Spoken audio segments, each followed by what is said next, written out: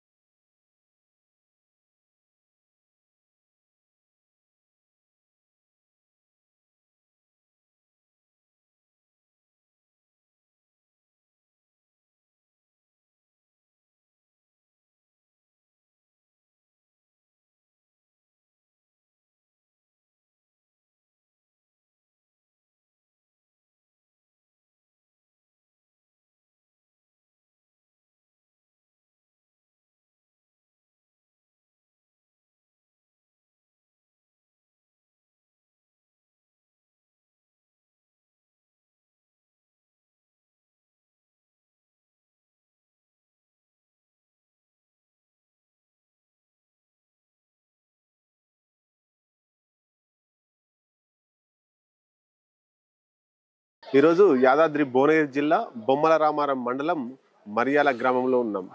Morning walk with sarpanch అనే ప్రోగ్రాంలో ఇక్కడికి వచ్చినాం. ఈరోజు ఈ ఊరు గ్రామ సర్పంచ్ దామోదర్ గౌడ్ మనతో ఉన్నారు గ్రామ పంచాయతీ ఆఫీస్లో. ఒకసారి ఈ మార్నింగ్ వాకింగ్ చేస్తూ ఈ గ్రామంలో ఎట్లా డెవలప్ చేసిర్రు, ఎట్లా ఇంకేం సమస్యలు మిగిలి అనేటువంటి విషయాన్ని తెలుసుకుందాం. ఓకే, వచ్చేసేయండి. సర్పంచ్ గారు ఉన్నారు, సర్పంచ్ గారితో దామోదర్ గౌడ్ మనతో ఉన్నారు. అన్న నమస్తే. నమస్తే. ఈ గ్రామం సంబంధించి రాగానే ఒక ప్రశాంత వాతావరణం కనిపించింది అన్న. ఇప్పుడు టెంపుల్ కావచ్చు, చెట్లు కావచ్చు, అంటే ఇది ఏ ఊరికి పోయినా ఇంత ఆహ్లాదకరంగా కనబడదు. ఇది రాగానే ఏదో ఒక ఫీలింగ్, పచ్చని చెట్లు, కథా కార్ఖానా, టెంపుల్, ఆధ్యాత్మిక పరిసరాలు అంతా కూడా ఉన్నాయి. అంటే ఇది మీ ఆధ్వర్యంలో కట్టిరా ఇక్కడ ఉన్నటువంటి దేవాలయం, లేదా ఇంతకుముందు ఉన్నటువంటి సర్పంచ్ కావచ్చు? 2012లో అయిన సర్పంచ్ గ్రామం ప్రజలతో సహకారంతో మొత్తం కట్టినది. మొత్తం కట్టిరు. అంటే ఆ కలర్లు గిట్ట నేను నా సొంత డబ్బులతో కలర్లు నేను వేయించిన. కలర్లు వేయించారు. ఈ హాస్పిటల్ నేను కట్టించిన. ఓకే. ఈ బిల్డింగ్ కూడా 2016లో మంజూరైంది. ఇక్కడ ఉన్న సీసీ రోడ్ గిట్ట అన్ని మనం వేయించినాం. ఇక్కడ మన స్కూల్ కూడా మన ఆధీనంలో అయింది. మన ఊరు మన బడికి మంజూరైన స్కూల్ మొత్తం. అంటే మిగతా గ్రామాలకు ఏ గ్రామం పోయినా స్కూల్ ఒక దగ్గర, దేవాలయం వేరే దగ్గర, గ్రామ పంచాయతీ వేరే వేరే ఉంటుంది. ఇక్కడ రాగానే ఒకే దగ్గర ముందు కూడా అలానే ఉండే, హాస్పిటల్ వేరే ఉండే, అవన్నీ వేరు ఉండే. అన్నిటిని ఒక దగ్గర తేవాలని చెప్పి ఇక్కడ నేను పాల సెంటర్ కానీ, అక్కడ దోబి వాళ్ళ సంఘం కానీ, రజకుల సంఘం, హాస్పిటల్ ఇవన్నీ ఒక దగ్గర తేవడానికి, స్కూల్ ఇవన్నీ చేయడానికి బాగా కృషి చేసినాం మేము అందరం కలిసి. ఓకే, అంటే మీ పీరియడ్ లోనే అన్ని ఒక దగ్గర వచ్చింది.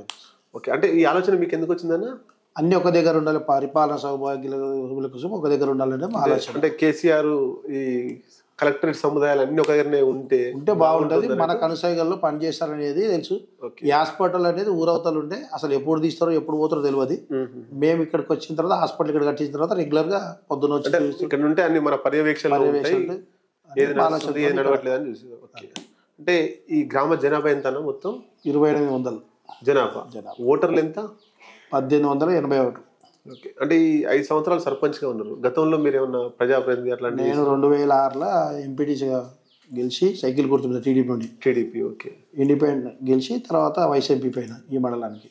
వైస్ ఎంపీ పేరు ఎంపీటీసీ మండలం, ఎంపీటీసీ కమ్ వైస్ ఎంపీ అప్పుడే. తర్వాత ఇప్పుడు సర్పంచ్ బీఆర్ఎస్ పార్టీ నుంచి సర్పంచ్. నేను బీఆర్ఎస్ రెబల్ గా పోటీ చేసి తర్వాత బీఆర్ఎస్ పార్టీ. చాలా గ్రేట్. బీఆర్ఎస్ రెబల్ గా చేసి 599 ఓట్ల మెజార్టీతో గెలిచిన. బీఆర్ఎస్ పార్టీ మీద, కాంగ్రెస్ పార్టీ మీద. అంటే ఎంతమంది పోటీ చేసారు? 3 పోటీ చేసారు. కాంగ్రెస్, బీఆర్ఎస్ రెబల్ గా మీరు. అంటే తర్వాత బీఆర్ఎస్ లో చేరిరా? బీఆర్ఎస్ నన్ను సస్పెండ్ చేయలే, ఏం చేయలేదు, కంటిన్యూ అయిపోయింది గెలిచినాక. ఓకే, అంటే మీ మీద పోటీ చేసిన అతను బీఆర్ఎస్ లో ఉన్నాడు? బీఆర్ఎస్ పార్టీ ఉన్నాడు. 112 ఓట్లు వచ్చినాయి. ఇప్పుడు ప్రస్తుతానికి కూడా మా గ్రామ శాఖ ప్రెసిడెంట్. ఓకే ఓకే, అంటే ఈ గ్రామంలో ఏదైనా నిర్ణయాలు తీసుకునేటప్పుడు మీరు అంతా కలుపుకొని పోతారా, ఒంటరిగా నిర్ణయాలు తీసుకుంటారా?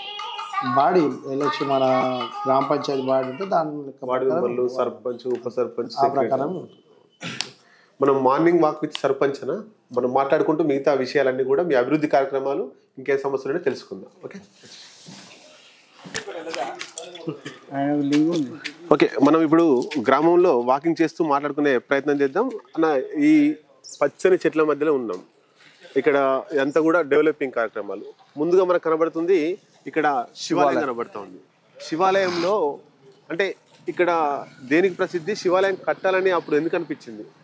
అంటే పురాతనమైన 100 సంవత్సరాల కాలం చిన్న గుడి ఉండే. ఓకే, ఊరు మొత్తం ఏంటంటే బాగా స్థలం ఉంది కాబట్టి ఊరోళ్ళందరూ కలిసి ఈ శివాలయం పెద్ద విస్తృత గలది, ఇది కట్టాలని ఊరు మొత్తం నిర్ణయం ప్రకారం చేస్తే దాదాపు 1 కోటి రూపాయల పై చిలుకలతో గ్రామాల ప్రజల అభివృద్ధితో మొత్తం కట్టడం జరిగింది ఆర్థిక సాయంతో. ఓకే, తర్వాత దీనికి ఇన్వెస్ట్మెంట్ ఎంత అయింది? దాదాపు 1 కోటి రూపాయలు దాకా అయింది. మొత్తం 1 కోటి రూపాయలు దాకా అయింది. అంటే అంత దాతలు సహకరించింది. ఓకే, ఇది దీనికి అంటే దీనికి సంబంధించి మీరు అంటే ఎట్లా చేస్తారు? అంటే సంవత్సరానికి ఒకసారి వార్షికోత్సవాలు చేస్తారా? సంవత్సరానికి ప్రతి శివరాత్రికి వార్షికోత్సవాలు చేస్తాము. ఎక్కడ కూడా 1 రూపాయి కూడా కలెక్ట్ కూడా చేయము. మా ఎవరైతే అధికారం ఉన్నారో వాళ్ళే స్వతహాగా డబ్బులు ఖర్చు పెట్టి చేస్తారు. దాదాపుగా 2 లక్షల రూపాయలు ఖర్చు అయితే ప్రతి సంవత్సరానికి. ఆ డబ్బంతా సర్పంచ్ నిర్వహిస్తాడు. ఏ సర్పంచ్ నిర్వహిస్తాడు. ఓకే ఓకే, అంటే ఇంకా దీనికి సంబంధించినటువంటి రోజు పూజ కార్యక్రమం, రోజు పూజగా ధూపదీప నైవేద్యం కింద 10,000 రూపాయలు మన పంతులు గారికి వస్తుంది. అయ్యగారు ఉంటాడు రోజు ధూపదీప నైవేద్యం కింద. ఆయన రోజు దీప నైవేద్యం పెడతాడు, ఆయన వస్తాడు రోజు. ఓకేనా?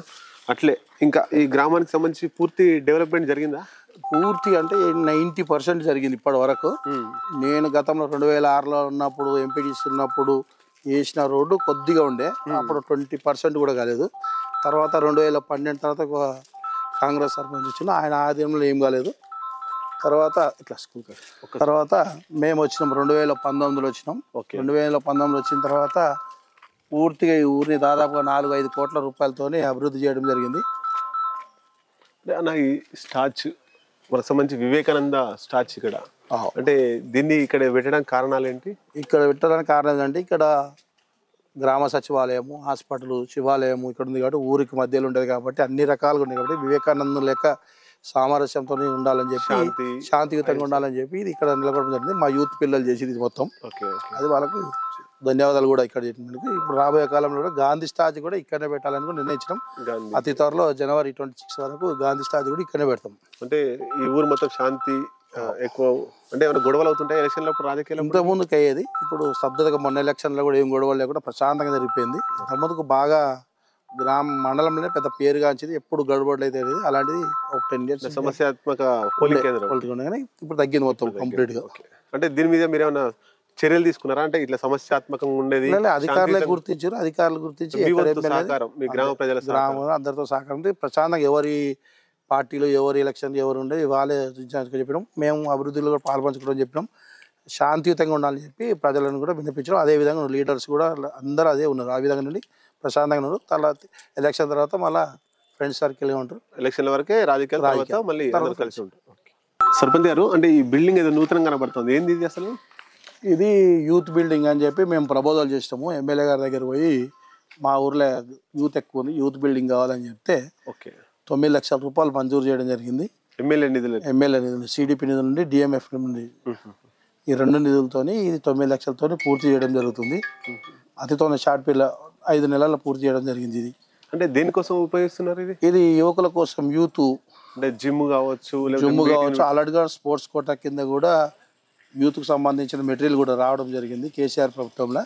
అది యూత్ కూడా మనం ఇవ్వడం జరుగుతుంది. అంటే మీరు ఎమ్మెల్యే గారికి ఏమన్నా, అంటే చాలా మంది అన్ని గ్రామాల్లో యూత్ ఉంటారు, మీరు ఏమన్నా ఎమ్మెల్యే గారికి సపరేట్ రెఫర్ చేశారా?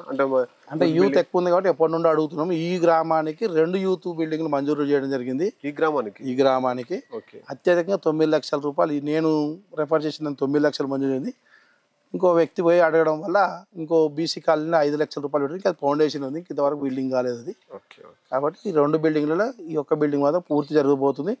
రేపు 10-15 రోజులు ఇది ఓపెనింగ్ కూడా కాబోతుంది. అంటే ఇదే కాకుండా ఇంకా నూతన భవనాలు ఏమన్నా మనకు వచ్చాయి ఇక్కడికి? బీసీ కమ్యూనిటీ హాల్ కావచ్చు, ఎస్సీ కమ్యూనిటీ హాల్ కావచ్చు, అట్లాంటివి. ఇక్కడ బీసీ కమ్యూనిటీ హాల్ ఇంత ముందుకే ఉన్నాయి. నేను ఎంపీటీసీ అయినప్పుడే ముదిరాజ్ సంఘం కట్టడం జరిగింది, అంగన్వాడీ బిల్డింగ్ కట్టడం జరిగింది, బీసీ కుర్మ సంఘం ఉంది, శాలివాన కుమార్ సంఘం కట్టడం జరిగింది. దగ్గరే ఉన్నాయి మనకు, అన్నిట్లో ఉన్నాయి, అన్ని ఇట్లా పోతున్నాయి. ఇది కూడా అతి త్వరలో ఇది హనుమాన్ టెంపుల్. రారాదు ఇది హనుమాన్ టెంపుల్. అతి త్వరలో కూడా ఊరు నిర్ణయం ప్రకారం మొత్తం ప్రజల మొత్తం సహకారంతో నిర్ణయం తీసుకున్నాం. టెంపుల్ కట్టాలని. అది ఇది ఎండోమెంట్లో ఉంది కాబట్టి మాకు ఇంకా పర్మిషన్ రాలేదు. వచ్చిన తర్వాత దీన్ని కూడా డిస్మాంటిల్ చేసి దాదాపుగా 1 కోటి రూపాయలతో కట్టాలని కూడా నిర్ణయించుకున్నది. అంటే ఇక్కడ హనుమాన్ టెంపుల్ అంటే అన్ని టెంపుల్ అభివృద్ధి చేస్తున్నారు చాలా. అవును. అంటే గ్రామ ప్రజల అభిష్టం మేరకు చేస్తున్నారా లేదా మీ సొంతంగా? గ్రామ ప్రజల అభిష్టం మేరకు ఇవన్నీ చేయడం జరుగుతుంది. ఇది బొడ్రాయి. ఇది బొడ్రాయి. పోయిన సర్పంచ్ బొడ్రాయి పండుగ 2016 అయింది. అక్కడ ఉన్న బొడ్రాయిని తీసుకొచ్చి ఇక్కడ నడి ఇలా పెట్టడం జరిగింది. ఇది అప్పుడు అక్కడ బొడ్రాయి ఉండే, అది బొడ్రాయి, పాత బొడ్రాయి అది. ఇప్పుడు ఈ స్కూల్ కి సంబంధించి అంటే బిల్డింగ్లు అన్ని కూడా కొన్ని కొత్తగా కనబడుతున్నాయి. మీ ఆధ్వర్యంలో? నా ఆధ్వర్యంలో జరిగింది. స్కూల్ మొత్తం కూడా, ఈ స్కూల్ మొత్తం ఇది మన ఊరు మనబడి కింద 46 లక్షల రూపాయలు దాదాపుగా మా గ్రామానికి ప్రభుత్వం కేటాయించడం జరిగింది. ఆ భోజనశాల ఏదైతే ఉందో, డైనింగ్ హాల్ కూడా మా కాలంలోనే మొన్ననే ఉందా. తెలంగాణ క్రీడా ప్రాంగణం కూడా ఇక్కడనే ఏర్పాటు చేయడం జరిగింది.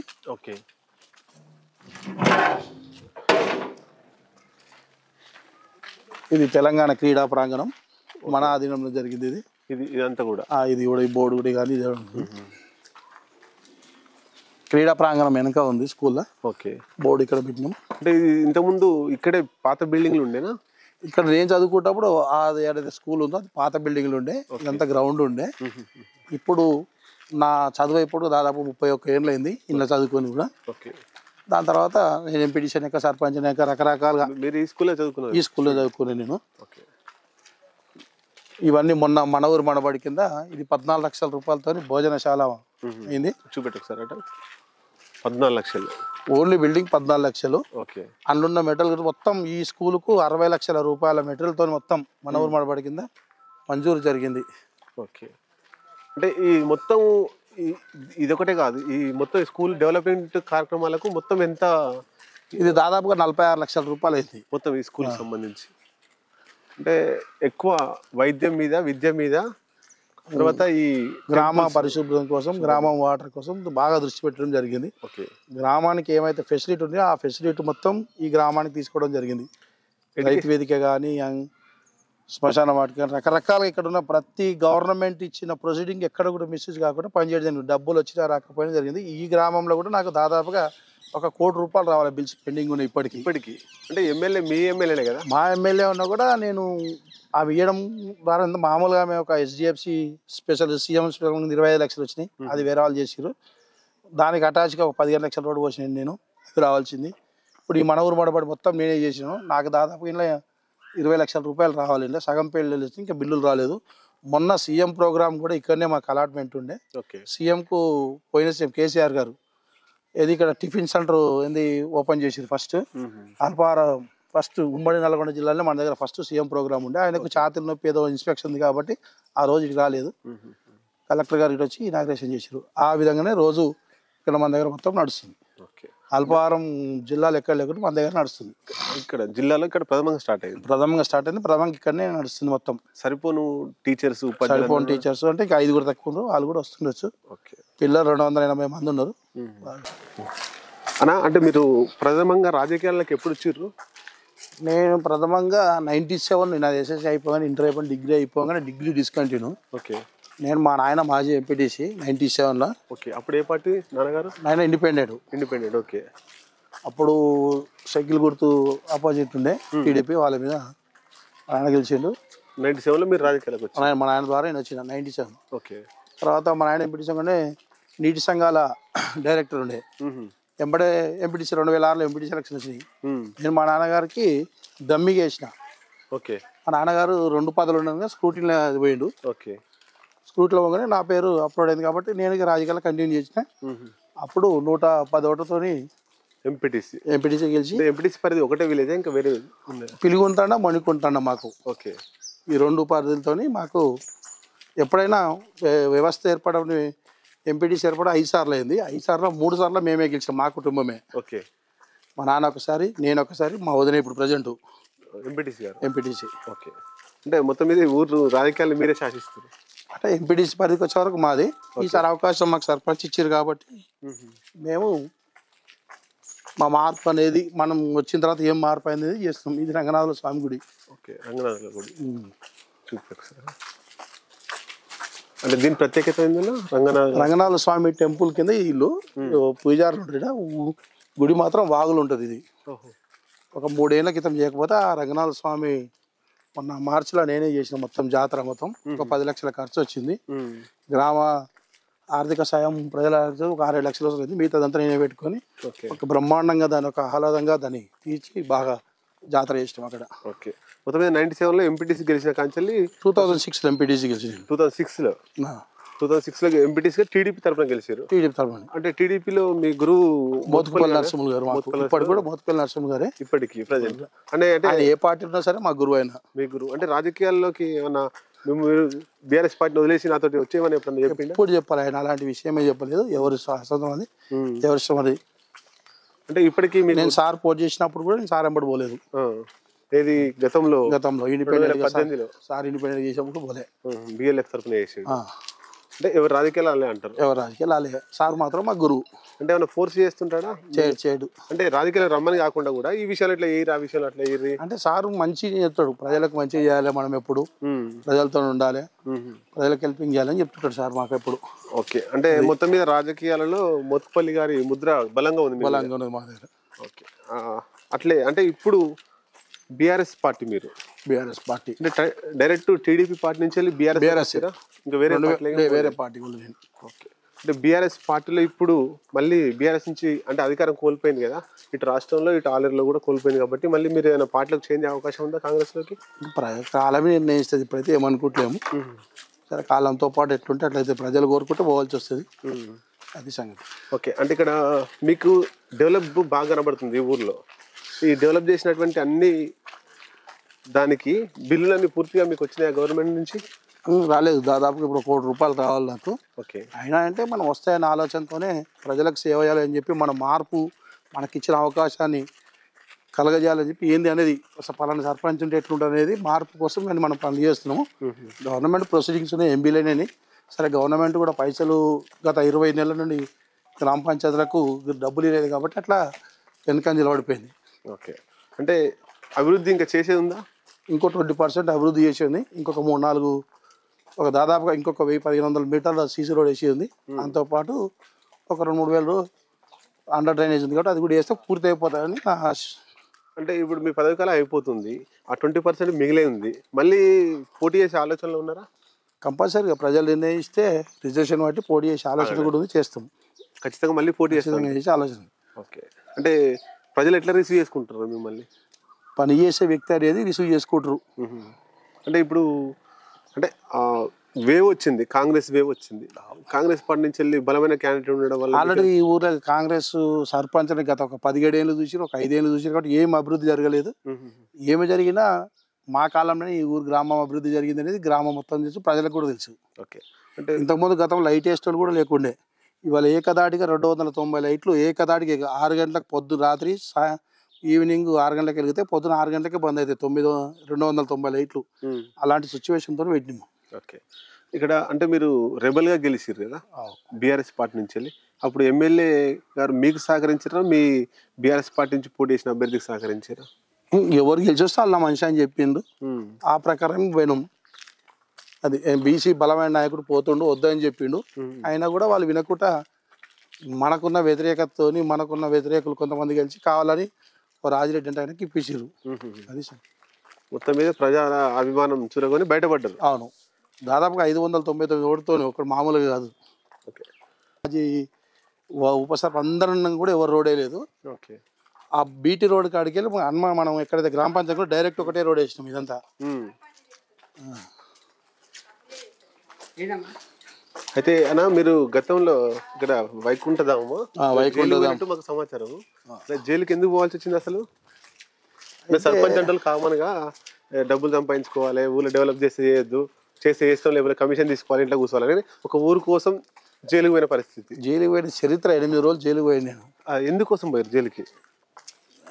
దానికి ఏంటంటే అది 614 సర్వే నెంబర్ అనేది 17 సర్వే నెంబరు గ్రామ ప్రభుత్వ భూమి. ఆ భూమిని మా గ్రామంలో ఉన్న ఎస్సీలు ఎప్పటి నుండో వాడుకుంటారు. ప్లస్ అందులో నీటి కుంట ఉంది, నీటి స్టోరేజ్ కోసం అప్పుడు వెనకడ కట్టినది అట్నే ఉండే. దాని మీద ఒక 3-4 ఎకరాల భూమి ఉన్నది. దానంతా కొంతమంది కబ్జా చేసుకోవడానికి ప్రయత్నం చేస్తే ఇప్పటికీ 10-12 మంది సర్పంచులు వేరు. దాని మీద ఓట్ల కోసం ఎవరు దృష్టి పెట్టలేదు.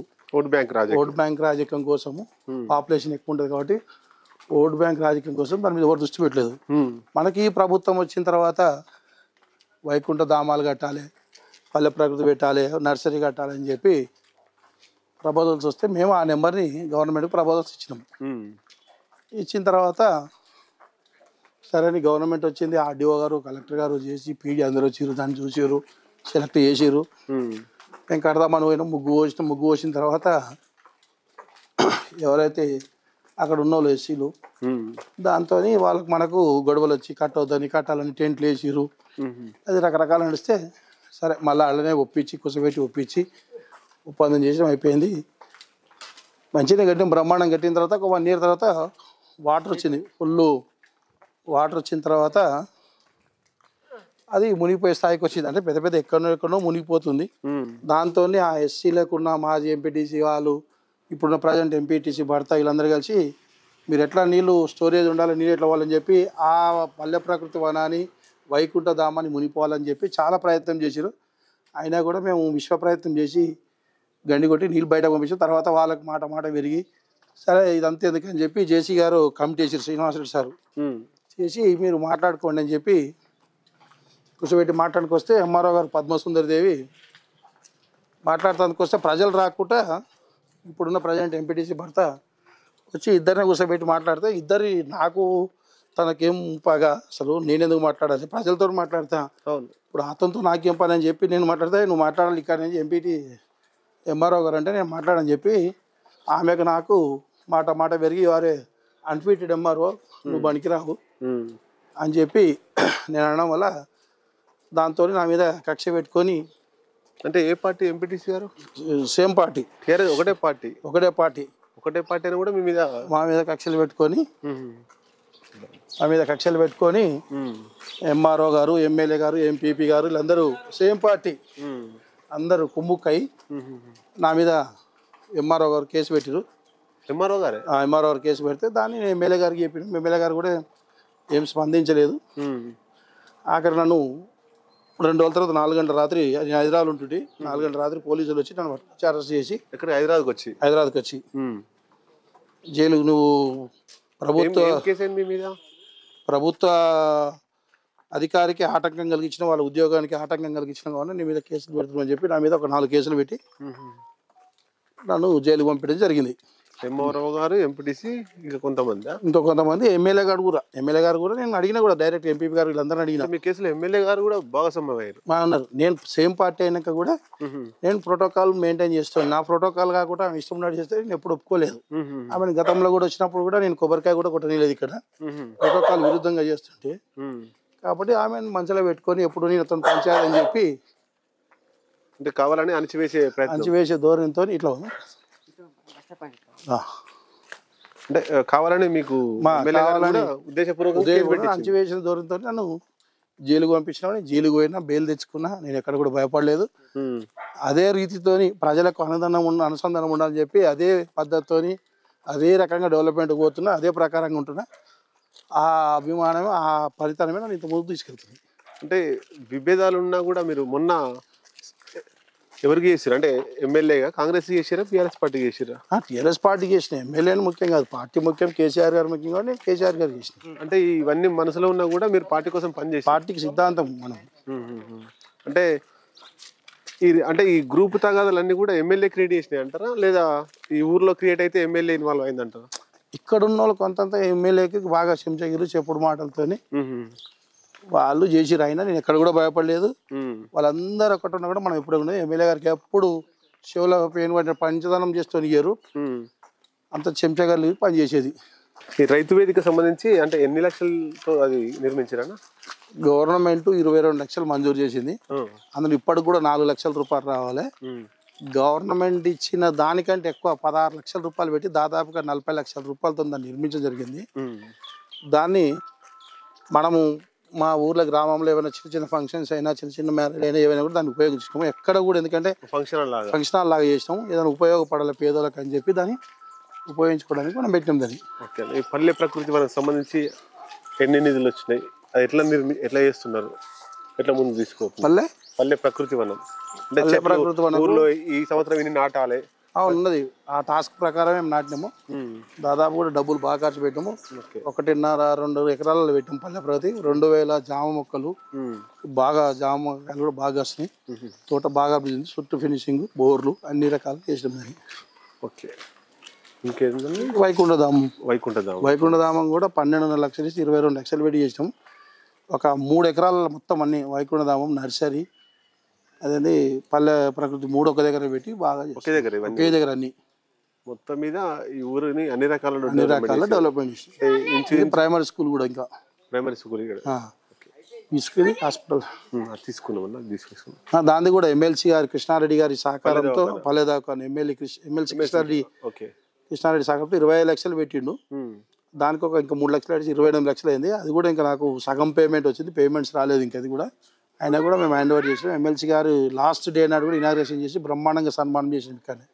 ఇక్కడ ఈ ప్రాంతంలో ఎక్కడ అట్లాంటి హాస్పిటల్ కనబడతలేదు. అదే కార్పొరేట్ హాస్పిటల్గా, గవర్నమెంట్ హాస్పిటల్ కాకుండా ప్రైవేట్ హాస్పిటల్ భిన్నంగా కట్టినాం దాన్ని. మొత్తం లోపల కానీ బయట కానీ మీరున్నప్పుడే దాన్ని నేనే ఓపెన్ చేసాను, నేనే కట్టినాను. ఇప్పుడు మామూలుగా కాంట్రాక్టర్ ఏంటంటే పైసలు మిగిలాలని చెప్పి మామూలు పెడతారు. మనం అక్కడ దర్వాజాలు కాబట్టి ఏదైనా కూడా ఎక్కడ కూడా కాంప్రమైజ్ కాలేదు. మనం క్వాలిటీలో తగ్గలేదు మనం. ఇక్కడున్న రోడ్డు కూడా లేకుండా సీసీ రోడ్ కూడా మేము వచ్చినాకనే వేసాం. ఒక ప్రశాంత వాతావరణం. నేను వచ్చే వరకు కూడా కుర్చీ లేకుండా గ్రామ పంచాయతీ నా ఫర్నిచరే 2 లక్షల రూపాయలు కూడా ఇవ్వము. ఇప్పటివరకు అది బిల్లు కూడా రాలేదు మనకు. మొత్తం మీద బిల్లులు పెండింగ్ లో ఉన్నా కూడా అభివృద్ధిని ఆపలేదు. మేము ఇక్కడ ముందుకు పోవాలి అభివృద్ధిలో. అది అంటే ప్రజలు సరే రాజకీయాలు ఏమైనా కానీ ప్రజలలో ఉండాలనేది మనం, ప్రజలలో ఎప్పటికి ఉండాలి, నా పేరు చిరస్థాయిగా ఉండాలనేది మన ఆలోచన. దానివల్ల కూడా చాలా మైనస్ అయిపోయింది. మొత్తం 8 రోజులు జైల్లో ఉన్నారు. భువనగిరి సబ్ జైలు ఉన్న ఊరు కోసమే. ఇప్పుడు అదే ఊరు కోసం ఊరోళ్ళు అదే అంటారు, మంచి పని చేసిరంటారు. ఇంతకుముందుకు ఉన్న 10-12 మంది సర్పంచులు తీయండి ఓటు బ్యాంక్ కోసం చేశారు. మనం ఓటు బ్యాంక్ కాదు, నిజాయితీగా పనిచేయాలి గ్రామం కోసం అని చెప్పి ప్రభుత్వ భూమి తీసి ప్రభుత్వం ఇప్పుడు దాదాపుగా అది కట్టినప్పుడు 60-70 మందిని అలా దహనకాండం చేయడం జరిగింది.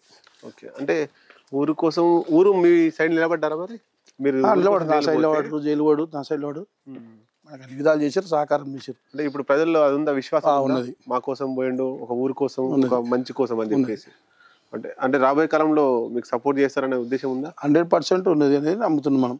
ఓకే. అంటే నేను మొన్న పోయినప్పుడు కూడా ఎలక్షన్లో తిరిగినప్పుడు కూడా ఇవి నీ ఎలక్షన్ కాదా, మేము ఎక్కడైనా ఇస్తాం మీరు అనేది కూడా స్పందన ఉంది. అంటే అది మొత్తం కాన్స్టిట్యున్సీ రాష్ట్ర వ్యాప్తంగా కూడా మనం దాన్ని ఏం చేయలేం. అంటే ఎమ్మెల్యే ఈ విభేదాలను పరిష్కరించడానికి కూర్చోబెట్టే ప్రయత్నం చేయలే, ఎప్పుడు చేయలే. పెంచే ప్రయత్నం చేసేది. పెంచే ప్రయత్నం అంటే వాళ్ళకి ఎప్పుడు నలుగురు ఉంటే 4 గ్రూపులు ఉంటే ఎవరి కార్డు డబుల్ కార్డ్స్ పెట్టి ఎవరి కార్డు చేస్తారు కాబట్టి ఆయన అలాంటి వాళ్ళు ఎప్పుడు పోషించాలి, అలాంటి కూర్చోవడానికి ప్రయత్నం చేయించాలి మనం.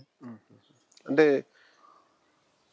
అంటే చివరిగా మీకు ప్రశ్న, అంటే ఈ గ్రామ ప్రజలకు మీరు ఇచ్చేటువంటి సందేశం ఏంటి ఒక సర్పంచ్గా? ఒక సర్పంచ్గా నేను ఈ ఊరికి ఇచ్చే సందేశం ఏంటంటే, నాకు ఇచ్చిన అవకాశాన్ని ఎంతోమందికి ఇచ్చారు, కానీ నాకు ఇచ్చిన అవకాశాన్ని మీకు మీ ఓటుని ఎక్కడ కూడా దుర్వినియోగం చేయకుండా, ఎక్కడ ఆయన కరప్టెడ్ కాకుండా నేను పనిచేసిన కాబట్టి రాబోయే కాలం కూడా అవకాశం ఇవ్వాలని చెప్పి ఇంకా మరింత అభివృద్ధి చేసి మన గ్రామాన్ని ముందంచడం. ఇప్పటికే మన మండలంలో అత్యధికంగా నిధులు ఇచ్చిన అత్యధికంగా పనిచేసిన సర్పంచ్గా మర్యాద గుర్తింపు ఉంది కాబట్టి ప్రజలు కూడా వినపని చేస్తున్నా.